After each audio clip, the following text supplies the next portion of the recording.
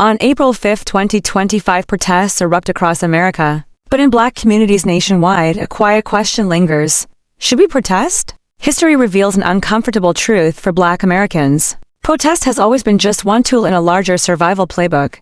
From the Great Migration to the Black Flight of the 1980s.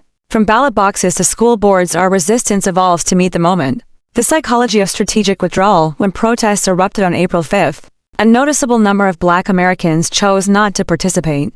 This wasn't apathy. It was a calculated decision rooted in psychological survival strategies. With deep historical precedent, TikTok was riddled with messages telling Black people to sit this one out.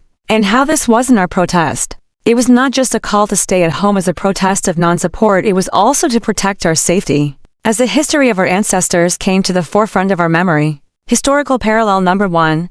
The Great Migration 1916-1970. Just as millions fled racial terror during the Great Migration rather than fight impossible odds, many today choose strategic withdrawal. Psychologists call this conflict avoidance when oppressed groups conserve energy by disengaging from unwinnable battles. Between 1916 and 1970, 6 million Black Americans made the agonizing decision to abandon their homes during the Great Migration, fleeing racial terror rather than confront the impossible power structure of Jim Crow. This mass exodus wasn't surrender. It was a collective survival strategy that psychologist Kenneth Clark later termed adaptive disengagement.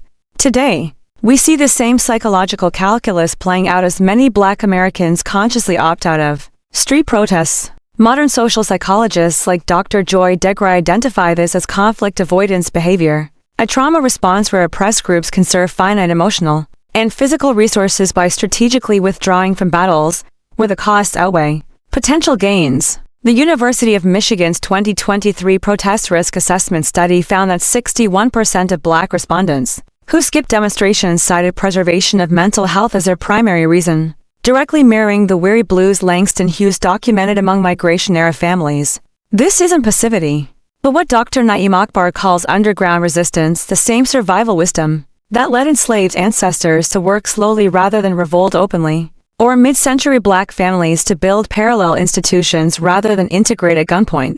When systemic power structures prove immovable, the psychologically healthy response is often strategic withdrawal to fight another day. In another way, just as our grandparents did when they boarded those northbound trains. Historical parallel number 2.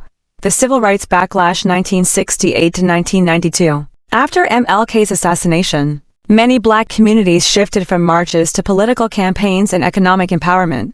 Today we see similar strategic pivoting, like the 300% increase in Black school board candidates. Since 2020, Brookings Institute. Graphic Protest Participation versus Policy Involvement Comparison Chart. The 1968 assassination of Dr. Martin Luther King Jr. marked a psychological turning point for Black activism, a moment when the limitations of protest as politics became devastatingly clear, faced with the sobering reality that even nonviolent moral appeals could be met with lethal repression.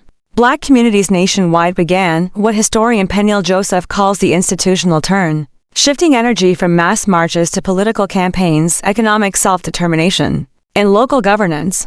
This strategic evolution birthed the Congressional Black Caucus in 1971, saw Black voter registration surge by 1.2 million in just 4 years U.S. Census data, and transformed figures like Maynard Jackson and Shirley Chisholm from protest allies into political architects.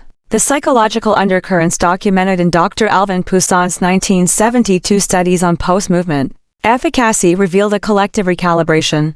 When street activism hits diminishing returns, oppressed groups instinctively redirect energy toward levers of tangible power. Today's 300% explosion in Black school board candidates. Brookings 2023 mirrors this historical pivot with eerie precision. Just as the 1970s saw Black politicians transition from picket lines to policy rooms, modern activists are leveraging the lessons of Ferguson and George Floyd by targeting the 12,000 local offices that control policing budgets and curricula. Harvard's Black Policy Project calls this a second institutional turn, a recognition that enduring change requires not just raising voices, but seizing the pens that write the rules. Historical parallel number 3, the crack epidemic 1980s. When Reagan's war on drugs targeted Black neighborhoods, many families chose survival over activism. This created intergenerational trauma that manifests today as protest skepticism. The ACLU reports 68% of Black millennials fear protest-related consequences based on family stories.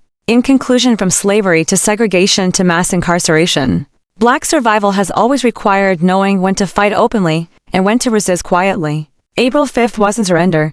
It was the latest chapter in a 400-year strategy of adaptive resistance. When Black Americans step back from protests, history proves they're not stepping away from the fight, they're stepping around it. This is a psychology of survival refined over 400 years, the wisdom to know when to storm the gates and when to quietly claim the keys. Because true power isn't just in the spectacle of resistance, but in the strategy behind it. We don't protest for attention. We resist for results.